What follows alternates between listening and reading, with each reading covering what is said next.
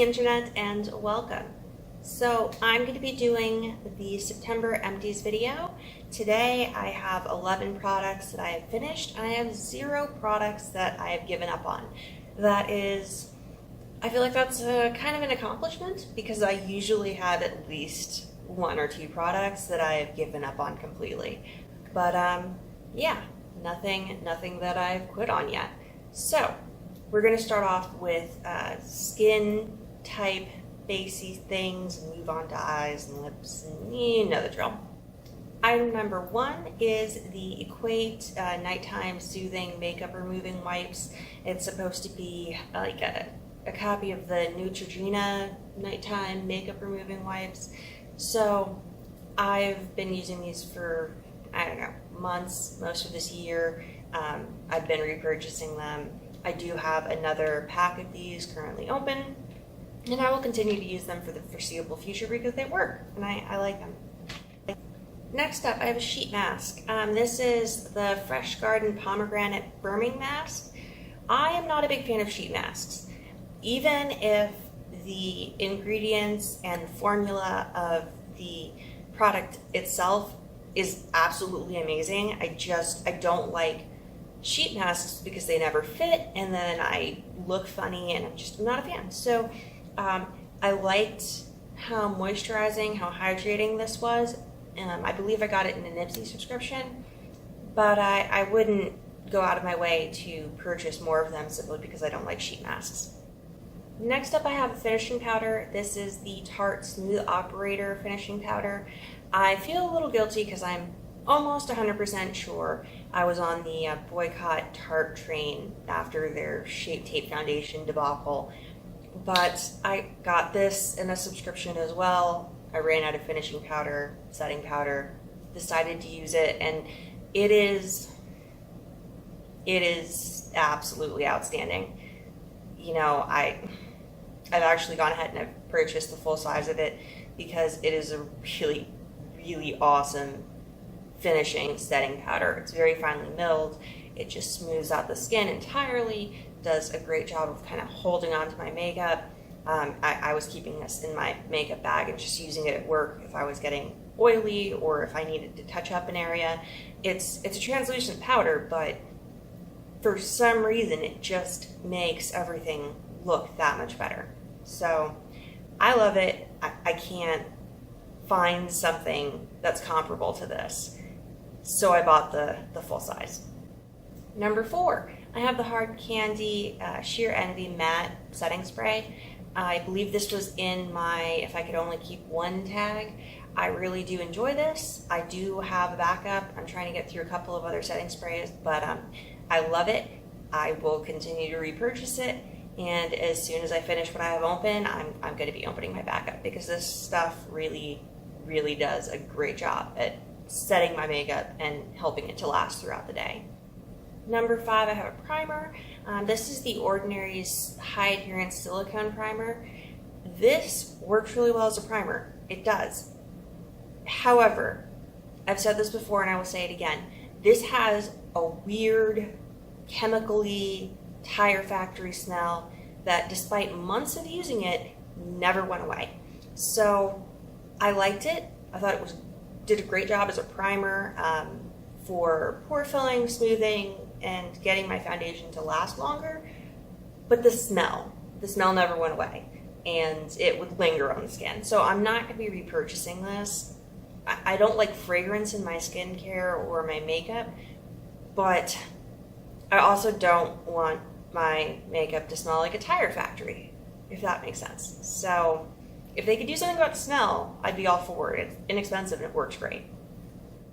Number 6, I have the Lorac Behind the Scenes Eyeshadow Primer. I enjoyed this. It's not something that I would go ahead and repurchase. I actually got it as a primer with the I Heart Brunch palette. I believe it was a primer and a brush that came with that eyeshadow palette.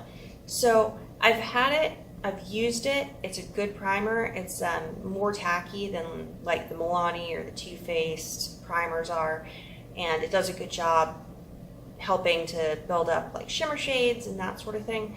But I have other eyeshadow primers. I wouldn't necessarily go out and purchase this by itself. It wasn't outstanding, but it worked. If you happen across it or you get it with an eyeshadow palette from Lorac, you should definitely give it a try. But again, it's not something I'm going to seek out to purchase. Number 7, continuing with eyes, I have the Lancome Grandiose liner. This is, your typical little applicator that you dip into your liner. If you want to shake it before use, that helps keep it from drying out and being difficult to apply. I did not purchase this. I actually got this as a gift from my friend, my coworker, who had received it by accident from Amazon. They sent it to her, and she's not a big liquid liner person. It's not a bad liner. It's a good liner. Very opaque, very black. I didn't hate using it. That being said, I feel like I can get a more precise line with the M Cosmetics Illustrative Eyeliner or the Epic Ink Liner from NYX, and both of those are less expensive options, so this isn't something that I would go out of my way to purchase. I feel like they're cheaper and easier options if you're trying to get, a nice wing.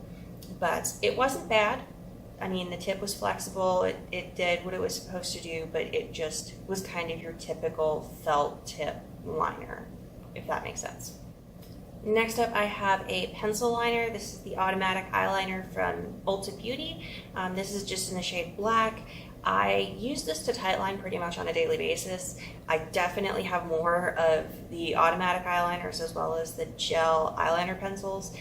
I do really, really enjoy Ulta Beauty's eyeliner formula, and I will continue to purchase both this and the pencil for the foreseeable future. I have them in multiple colors.